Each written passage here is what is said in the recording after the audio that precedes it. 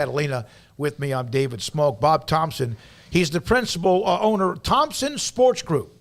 I want you to hear his resume, and I saw him that tweet we showed just before the break. I said, well, it might have been, was it R. Webb who tweeted that at me and said, yeah, it caught my attention. He served as the president of Fox Sports Networks, responsible oversight of the day-to-day management of Fox's cable television sports networks. He served simultaneously as president of Fox Sports International, overseeing all of Fox Sports International activities. But listen to this part. With all of what's going on with the Big Ten, the Pac-12, and the Big 12, of course, a little bit 2 or 3 years from now with their grant of rights and much more. Considered one of the most knowledgeable authorities in the sports television industry, during more than 25 years at Liberty and Fox Sports, he negotiated more than 200 television rights agreements with professional sports teams, leagues, collegiate conferences, and has been directly involved in the launch of 18 regional and national cable networks. Again, Bob Thompson, Thompson Sports Group, former Fox Sports executive, joins us to try to help clarify many things on Sikkim 365 Radio and 365 Sports. And Bob, thank you very much. I appreciate you jumping on with us. Paul's with me as well.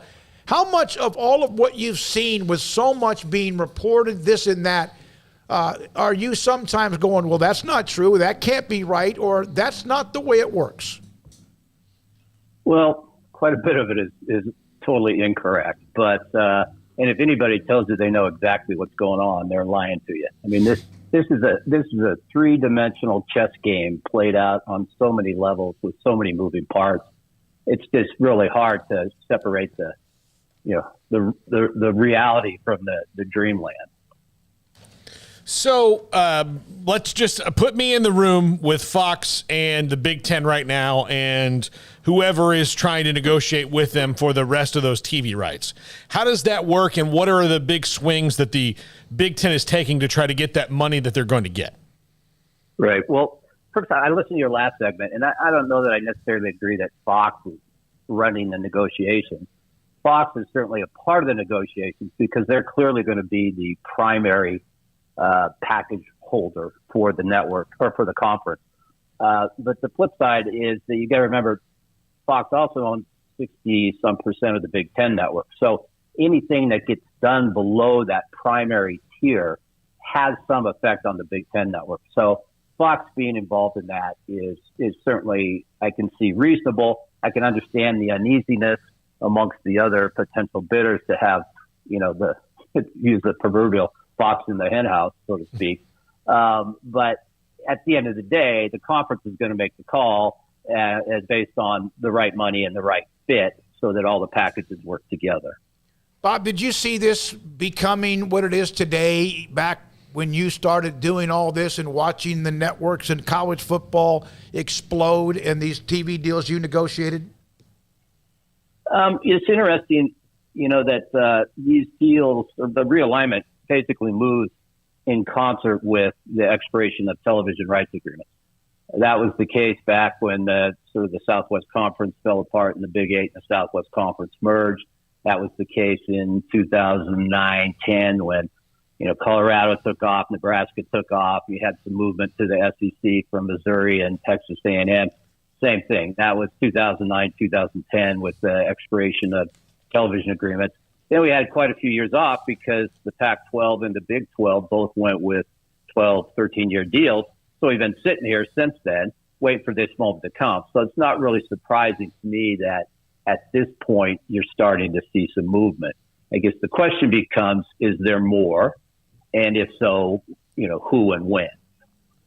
So what creates the value of someone who would want to move overall? Like people, like to talk about brand name and market size. Do you have a ranking if you're a network exec of what you want to see, especially when you're negotiating a TV deal?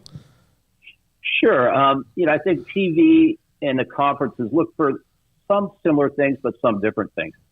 From the television standpoint, market size is still extremely important, especially for the broadcast networks, because their primary source of revenue is from advertising. They do make some money from retransmission consent from the cable operators and the satellite providers, but advertising and ratings are still very, very important. And the networks also look for brand. They look for, what kind of rivalries we can put, what kind of rivalries the schools have, what's the ratings history, what kind of games we can make with the alumni following size, things like that, how far out they're spread. All those things are important for TV. I think the conferences look at those things, some of those things as well, but they're really more about, does it fit culture-wise? What's it going to bring to us from a value standpoint, academics, things like that. And then also for those conferences that have their own broadcast or television network, like Big Ten Network, SEC, ACC, they look at it along the lines of, can I expand the distribution of that network into an area that heretofore we had not been to as a, say, basic service? And that's basically the reason for the expansion to Rutgers and the Big Ten being able to take claim of the New York market, and to certainly D.C., Baltimore for University of Maryland, and to a certain extent for the USC, UCLA. But also that's just a big market, and it was a great opportunity for the Big Ten to expand west and put a whole national footprint in play. So Bob Thompson, again, has been a part of a lot of these negotiations with network. For example, conferences and networks, 4 Big 8, Big 12 contracts, TV deals, 3 Pac-12, 2 Big 10, 1 each in the ACC, Mountain West, the old Southwest Conference. And he responded to somebody that questioned his insight and knowledge on Twitter when Bob had responded to a couple of comments. And I think the guy goes, "I'm sorry, I apologize," which was kind of neat that somebody on Twitter actually apologized, because you don't see that very often. Bob, when you look at the value of the Big 12, they've lost, they're going to lose. You know that, Texas and Oklahoma. You used to negotiate contracts with the Big 12. Did you think when Bob Bowlesby reacted with the 4 new teams that would save the conference? And is it still where they're safe now, even with all the changes and thoughts about maybe a Super 2 conference? I think the Big 12 and the Pac-12 are in very similar situations. If they can hold it together and get through this next round of television rights with a reasonable expectation for the members to, get some number of the 35 to 45 million, and then per school per year, and then hope to be able to take home a payday as a result of the college football playoff expansion at the end of this current deal, then I think you're going to be, you can stick together. Clearly, it's going to be SEC, Big Ten, from the financial standpoint, probably 40 to 50% more on an annual basis. But that doesn't mean that these other schools can't compete.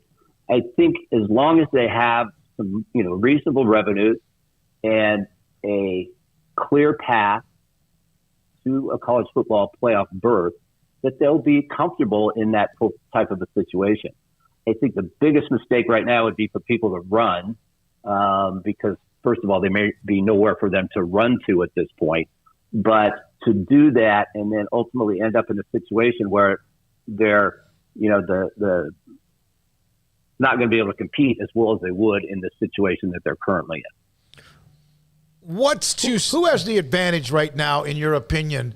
If there is an advantage, the Pac-12 who has a year left on their deal, or the Big 12 who has a couple of years left to maybe watch and see what happens? Well, I think the Pac-12 has a slight advantage because their deal is being negotiated right now. Whether they came out of the exclusive window or not, I don't know. I mentioned yesterday, I found it hard to believe that anybody would want to extend an exclusive window. You want to be able to talk to as many people as you can legally. So I think the Pac-12 has a slight advantage. I don't think that puts the Big 12 at a big disadvantage, though, because they're going to see what happened and will be able to react after the Big 10 deal is done, after the Pac-12 deal presumably is done, and we'll have a clear lay of the land. I think also, it's still, while the Big 12 has these schools coming, you still got to get them there, So I'd hate to see anybody bolt before they even get there. So I think, it's pretty comparable. Pac-12 might have a slight advantage only because they're a year ahead, and I don't see anybody coming to the table to the Big 12 right now to start negotiating the deal this far out, especially when you've got the Big 10 still kind of hanging out there, should be done soon, and then you've got the Pac-12 just starting up. What is to stop people from, like you said, if you can hold together and, be competitive with the money, but what's to stop a university like Oregon from saying, well, $52 million is nice, but what's really nice is $100 million. How can we get that? And throwing wrenches in the deal. And the same thing over in the ACC. I mean, if you're Clemson and you're making 38 and South Carolina is making 100 or 75, that's going to make people restless. How do you tamp down those fires?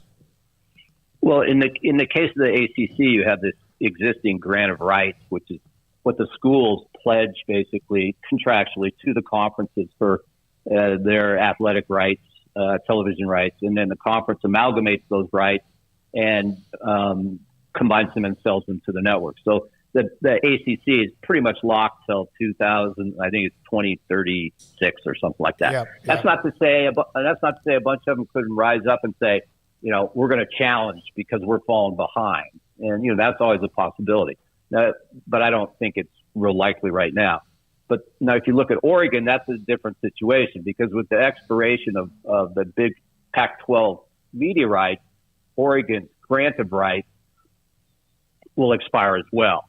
And so the question becomes, what kind of grant of rights deal would Oregon be prepared to sign with the conference and for how long? And if they do, what's the out? What's the buyout agreement? Should the Big Ten ultimately come calling on, say, Oregon and University of Washington, or Oregon and Stanford, or some combination of groups that might want to go to the Big Ten? Oregon's going to try and keep flexible because they're just kind of right on the edge. The Big Ten looks at them and goes, okay, if we get Oregon, is somebody going to give us a 75, 80, and ultimately $100 million more in value every year, or are we just dividing the pie one more way and making everybody, it becomes a dilutive exercise as opposed to something that adds additional value or at least holds everybody at the same level. Bob, other than Notre Dame, is there anybody that right now is a part of a conference that might be wobbly? The ACC has their long grant of rights. There might be 3 or 4 names there, but is there anybody in the Pac-12 that does bring that kind of value other than USC and UCLA? Not the 78 to $100 million. No, I think Notre Dame, if they can renew with NBC, continue to reap some gains from the ACC for their other sports, have a clear path to a playoff spot with an expanded playoff, and then continue their kind of preferential payout they get from the CFP, because remember, they don't have to share it with any other conference members. They put that all in their pockets. I think Notre Dame will stay independent for this round. Do you think that the big streamers, Amazon, Apple, will get involved in college football in this round? As a primary carrier, no, but as a carrier of, say, third-tier rights, so just think non-conference football games, think some of the non-conference basketball, Olympic sports, things like that. I absolutely could see that happening for an Amazon, Apple TV. You got to remember, ESPN Plus has been doing this for years, so they are basically the Big 12's third-tier partner right now, and other than for Texas and Oklahoma. But as far as trying to get in and be a partner with the Big Ten on a big level, or a partner with a conference, they're still going to wait that out. I think it's not so much they're going to wait it out. I think the conferences are going to wait it out. I don't think they want to be locked into a streamer as their primary distribution source. The conferences are all about exposing the games to as many people across the country as they can, and to do that on a streamer at this point is probably not the right decision. A lot of people talked about the MLS doing this deal with Apple TV for their rights, but what you have to remember about that is what Apple bought from the MLS is basically a bunch of games that used to be on regional sports networks, and the MLS's comp, package that's comp. I don't even know what it's called, but it's like their Sunday ticket for soccer. But I still expect that ESPN and or Fox will end up with some sort of a linear network game of the week type deal for the MLS. So they didn't throw 100% of their games onto Apple TV, but just certainly that's a big step for Apple. A lot of the streamers, the hard part is just getting in the door. Prime, Amazon Prime, they've been on everything, but they just have they finally they got the NFL Thursday game finally, which is great for them, and they've had a lot of product overseas, but picking up the NFL package with the Thursday night is a great step for Amazon to get in the business. Did you ever, Bob, even have the thought process in any meetings or yourself that it could come down to two networks owning college football like divisions? No, when I was around, not really, because at that time, really until 2012, 13, Fox only carried the college football on the cable network.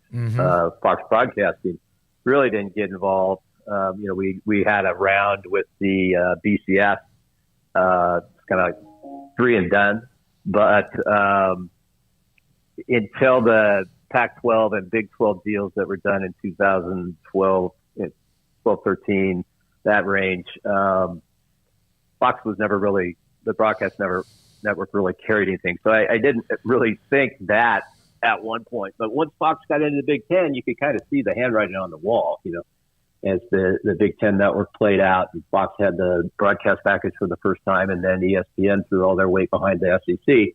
And it's clearly lining up that way. I think people should be a little hesitant on saying that these networks are controlling college football. I think that's a little bit of a stretch. Their dollars are very important to college football, and certainly the college football conference management looks to the networks before they make moves. But did Fox tell the Big Ten to go get USC and UCLA? I doubt it. Did Fox find out about it on the day that everybody else did? I doubt that too. But and the same can be said for Oklahoma and Texas.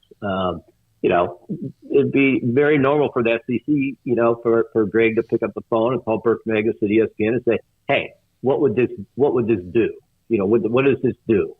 And the same thing with the folks at the Big Ten to pick up the phone and call the guys over at Fox. The same thing on USC and UCLA. So, again, Bob Thompson, Thompson Sports, is with us, former executive at Fox Sports in many different ways, an incredible background with a lot of things he negotiated. When Texas-Oklahoma story popped in the SEC in late July, and then soon after that, Bob Bowlesby, the former commissioner of the Big 12, sent a cease and desist to ESPN. Does that in any way affect ESPN and the Big 12 moving forward with any kind of relationship? I doubt it. I'm sure Bob was upset. I've known Bob for a lot of years, and I could see why he'd be upset. But like I mentioned, I don't know that it was necessarily ESPN pulling those strings. Are there conversations? Absolutely. But I really find it hard to believe that ESPN was vocally politicking for Greg Stanky to pick up the phone and call the guys at Texas and Oklahoma. Going forward now, Bob's moving on and Brett Yormark's there. And he has a relationship with ESPN through his years at the Nets and NASCAR and all these other places. And so that's kind of, to me, it's water under the bridge. There's still going to be a relationship there, I believe, with the Big 12. I think somehow ESPN's going to find a way in on the Big 10 too. How big, I don't know. But you have to remember that this is not only a football deal, but it's a college basketball deal as well. And ESPN needs tonnage from college basketball. So I really think, that it's important for them to get a hold of some Big Ten basketball along with the small package of football, if not more, because Fox is not a huge outlet for the college basketball on the broadcast network. Certainly FS1, but nowhere near the extent that ESPN is. How much poker is played between you as a CEO of a network and a conference? Is it really tense? Is it something where you're going to be a partner, so you want to work together? Is it like? Can you kind of explain that? It's an interesting relationship. They want to get as much money as they can from you, and you want to pay them as little as you have to. So it's a little. There's a little bluffing going on here and there, and everybody kind of over the years, everybody kind of gets comfortable with each other. We all know how it works, and it works pretty well. It always has. I think that some of the big bluffing games go on between the networks because as a network, I want ESPN or NBC to think I'm prepared to only pay X or pay X plus, and I might be able to pay more than that just because I know they want it so bad they'll pay more than what I was going to pay. So and then I've got more money left. I drop out and I've got more money for another project. So it's a moving target as always, but there's a fair amount of bluffing going on. But the negotiations are always pretty collegial, and you remember Fox and ESPN have been partners on the Big 12 and the Pac-10, Big 10, Pac-12, and Big 10. Sorry, and they've worked very well. I mean, we were partners with ESPN on a network in Asia for years and years and years. So certainly there's a healthy amount of competition. There's also quite a bit of working relationships just because we have to. Is there any doubt, though, a conference would want as many bidders as possible? That is the goal? Oh, absolutely. I mean, if only to, whether those other bidders are not serious, it doesn't really matter. The conference wants everybody to think they are. And, there's been times I've had people tell me, I have interest from so-and-so, and then I'll pick up the phone and call so-and-so and say, are you guys, what's going on here? Are you guys actually interested? And sometimes, they might tell me yes, they might tell me no, they might lie to me. I don't know. But absolutely, the more bidders makes for a healthier negotiation, and ultimately for the conferences or the leagues or individual teams, it usually results in a better payday. There's a theory out there that there's going to be a Fox League, the Big Ten, an ESPN League, the SEC. Do you believe that the networks feel that college football, especially with a new playoff deal coming, is in a better position when the playoff expands, all these conferences are involved? I think that the conferences, and I think the networks would probably agree, that more than two leagues is absolutely necessary. You can't have two conferences and really say, unless they're 28 teams each or something like that, and say that you have a really representative sample of all the collegiate football across the country. I think it's important for the Pac or for the Big Ten and for the SEC that the ACC, the Big 12, and the Pac-12, and the Mountain West, and the AAC remain relevant for college football as a whole, and for the college football playoff as a whole. So to try and get to a situation where there's just two super conferences, it may ultimately come to that. I don't know, but I think that for the better, for the benefit of the greater good in the sport, that a strong 4 or 5 strong conferences is extremely important. Is that because that's mostly my opinion? Right. That's my opinion. Other people may disagree with that. Is there Bob Thompson again with us? Is there a possibility, Bob, that those who are making these decisions, conferences, networks, whatever, do they? You mentioned earlier about conferences do care about maybe rivalries among things. Do they really care anymore? Does the rivalries matter? Oh, I think they do. Absolutely. I mean, you can look at, even with the addition of Texas and Oklahoma to the SEC, you put back together one of the best rivalries in college football with A&M and Texas. So that certainly matters. I think pulling USC into the Big Ten to be able to make games like USC Michigan, USC Ohio State, USC Penn State, it's hugely important for the networks and the conferences. You're still going to have the rivalry. Certainly, you're going to have USC UCLA, which is without a doubt one of the top 2-3 Pac-12 games a year. So you're still going to have that. Texas Oklahoma, same thing. You're still going to have that. It's just going to be in the SEC instead of the Big 12.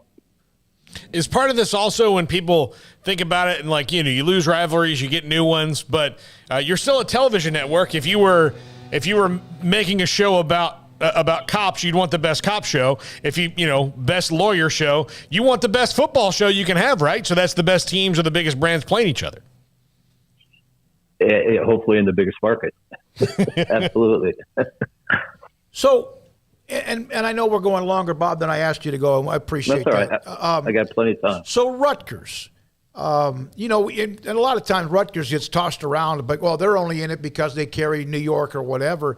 Is it Rutgers and New York, or is it the alumni bases from Big Ten schools who have a saturation of that market that is more important? I think it's, the Rutgers in the TV market, the alumni is very important. But, it's not surprising if you look at, and I went through this with Jim Delaney quite a bit when we were talking about Big Ten Network and getting that started, about where all the Big Ten alumni reside. And, of course, it was New York, Chicago, and Los Angeles. Well, that makes sense. These are giant schools. And a lot of people who go to these schools, when they're done at Purdue or they're done at Michigan or they're done at Ohio State, they fan out just like everybody else. And it makes sense that most of them end up in New York, Chicago, and Los Angeles. So I didn't put a whole lot into where the alumni were. I put, our whole goal was to, gain subscribers for the Big Ten Network and to get broadcast viewers for the Fox Broadcast Network. So we're looking for the best markets that will make that happen. And it was extremely important for the Big Ten Network to be able to add subscribers in in Baltimore, D.C., and in New York, and it was very successful. And sure, college football is not top of mind in New York City, but a lot of people make the same claim about L.A. There's so much else going on there that you get the beaches, and everybody's from somewhere else, and not that many, the total population went to USC or UCLA. But, from a collegiate standpoint, those are the two programs in that market. So you're going to pay attention to it. The ACC, you mentioned this, has their grant of rights until 2036, whatever year it might be. There has been at least discussion that there could be a way, I don't know if teams can get out of the grant of rights or not, that's always another story, but why would if in fact some of the schools there say, hey, listen, we want to renegotiate that, why would ESPN do that? Well, I guess ultimately, if the threat of litigation was so strong, it's not going to be ESPN that's getting sued. It's not going to be ESPN. It would be the schools against the conference that somehow they have been, are falling behind as a result of the television deal that the conference entered into. But there's some ways and opened agreements in the past if someone felt they were woefully underpaid, but, I, as a television network, I'm going to want something in return. So if you want more money, I want more something. And so the question is, what is that something going to be?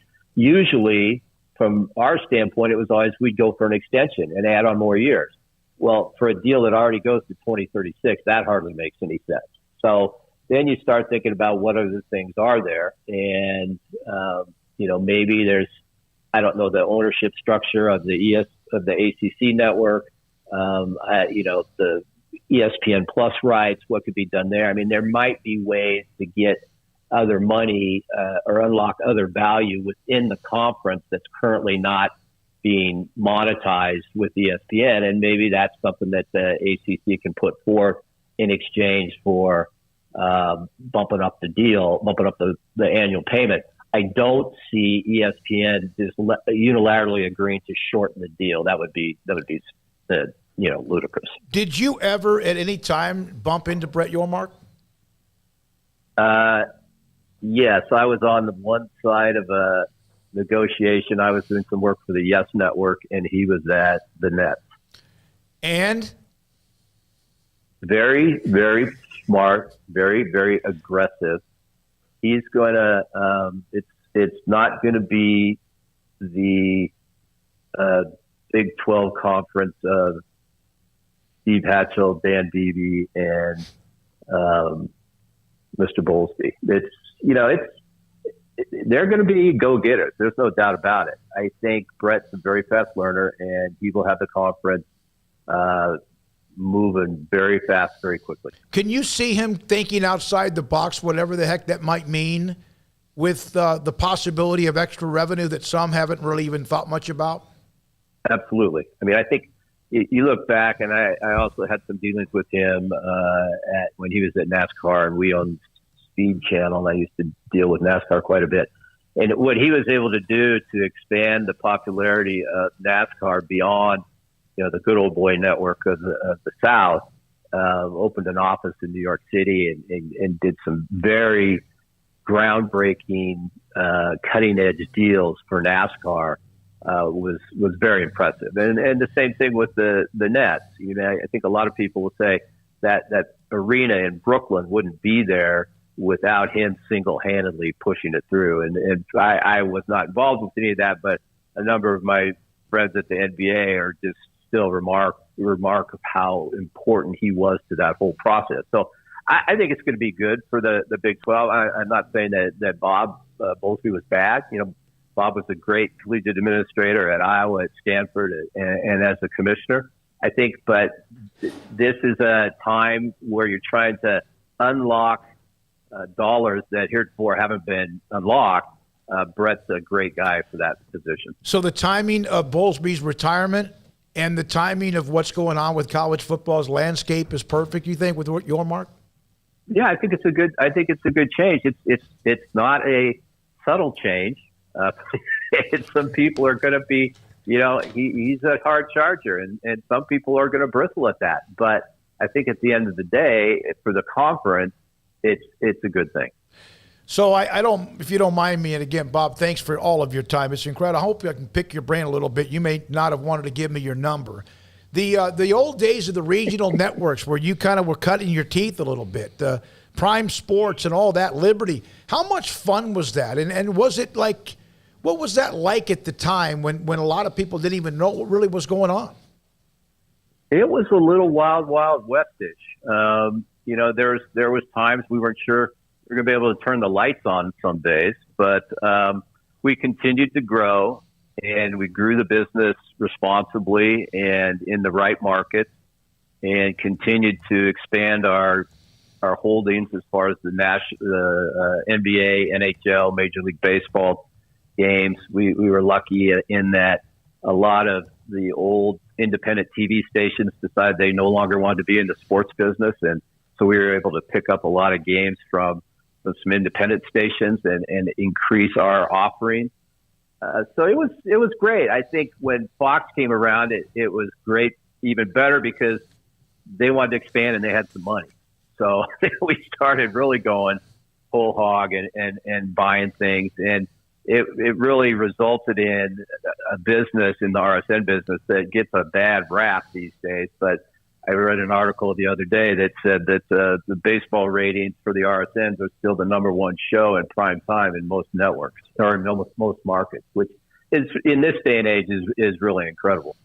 What was the biggest conference media deal, not with a network, but was the Big Ten network the mother of all with what they were able to do, or the SEC? I know the ACC. Which one was the dog? Yeah.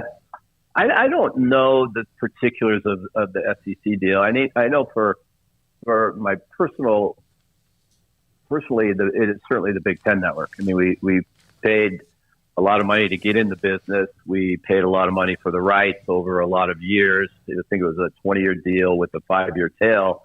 You have to have that because if you're creating a network around a specific conference, it's kind of hard to be the Big Ten network with no Big Ten rights. So you made a long-term deal, and everybody's vested in the agreement. And it took us a while to get coverage and carriage for the network. First year, a lot of places didn't have the network, but by the second football season, we were able to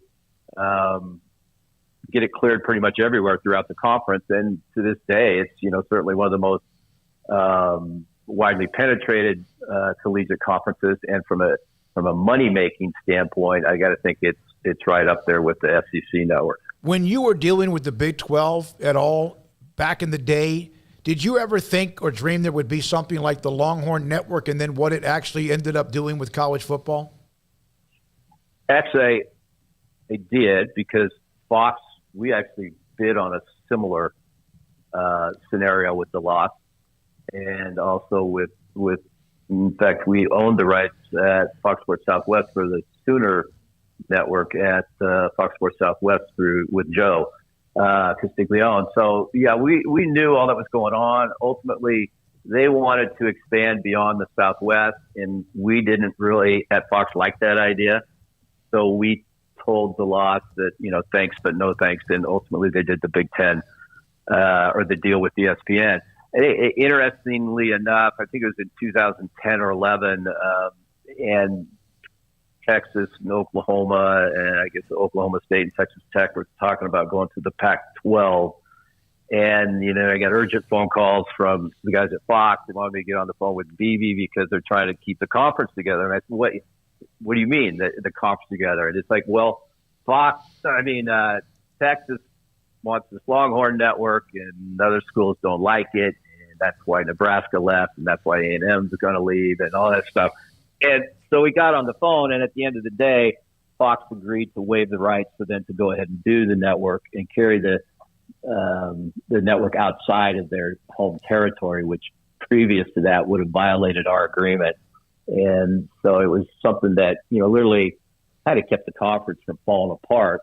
And I was out in Wyoming doing what retired guys did at that time, playing a little golf, but trying to help keep this Pac-12 or Big 12 together.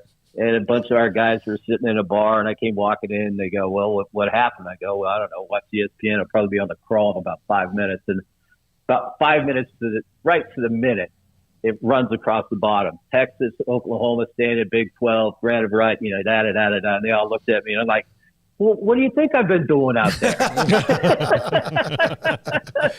Oh, my Lord. Hey, so it was a wild ride. And, for me, I love doing it, but for anybody who's been in the sports business, and you guys know, the ton of travel. I mean, I traveled pretty much every week. I did it for almost 30 years traveling, and a lot of nights and a lot of weekends. So it's not the greatest family life, conducive to the greatest family life.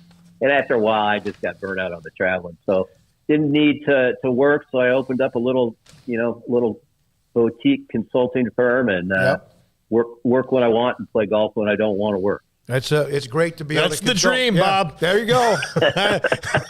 Bingo. Hey, thank you so much for your time. If you don't mind, block my number because I'm going to be asking you some questions. But no, it's really weird because we saw that the response, Dennis Dodd had made a comment about John Wilner's report or comment, and then next thing you know, you pop in, and it was refreshing because it's one of those, wait a minute here, and then you followed up on that, and then all the background in your history is incredible. Thanks for your time. We appreciate it very much. All right. Nice to talk to you guys. Let me know if I can do anything else for you. Absolutely. Bob Thompson, former Fox Sports CEO. How about the conversations? He's out trying to play golf, and then all of a sudden,